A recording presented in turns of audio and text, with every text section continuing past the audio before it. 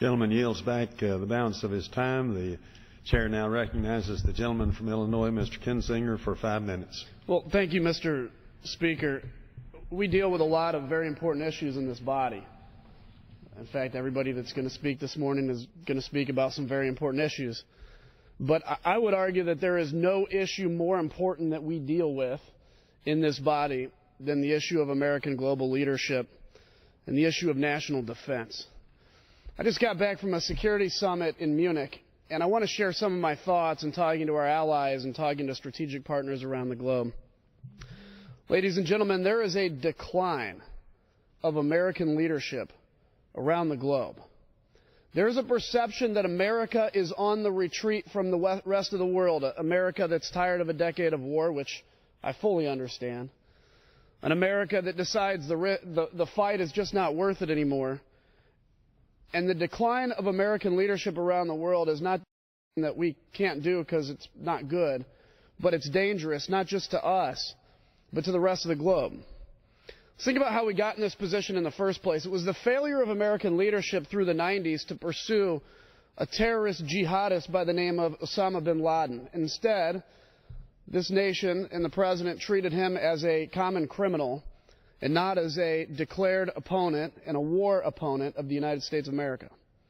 What we saw was an attack on the World Trade Centers, attack on the USS Cole, attack on the Khobar Towers in Saudi Arabia, and then finally it culminated in an attack that took 3,000 American lives and woke America up to the reality of global jihadism and terrorism and the fact that we have people that live solely for the purpose of killing and destroying people that don't see eye to eye with their specific religious ideology.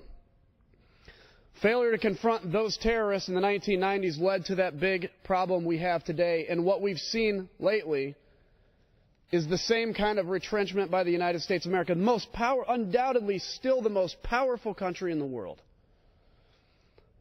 Our enemies no longer fear us, and our allies no longer trust us.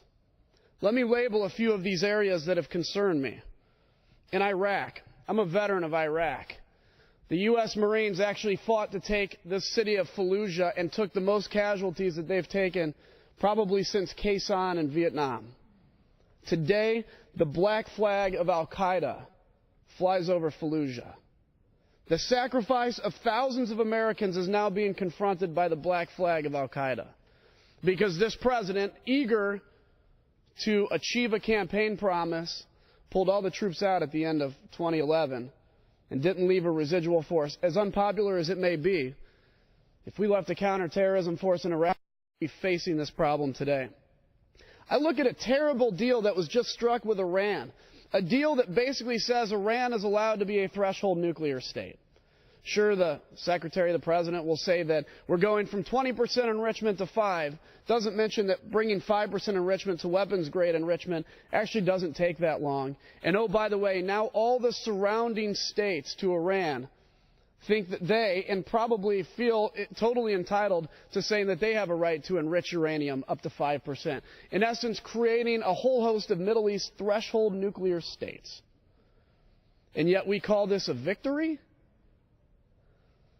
I look at Syria, 11,000 opponents to Assad, tortured and murdered and labeled with numbers, 11,000 people, which made Srebrenica, the thing that launched America to intervene in Bosnia, makes Srebrenica look small.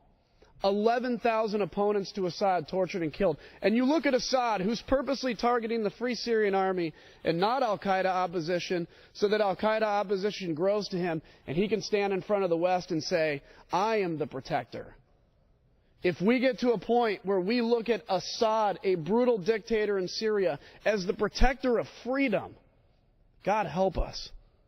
I look at instability in Lebanon. I look at one of our greatest allies, Jordan, hosting hundreds of thousands of refugees. I look at Israel surrounded by instability in the Middle East. I look at a resurgent China that challenges America all over the globe now. And I look at a Russia that continues to occupy a third of its neighbor to the south, Georgia. I look at Ukraine, people standing up for freedom. Haven't heard much from this administration. I am burdened by this lack of American global leadership. I don't care about the politics of it. I don't care about November with this.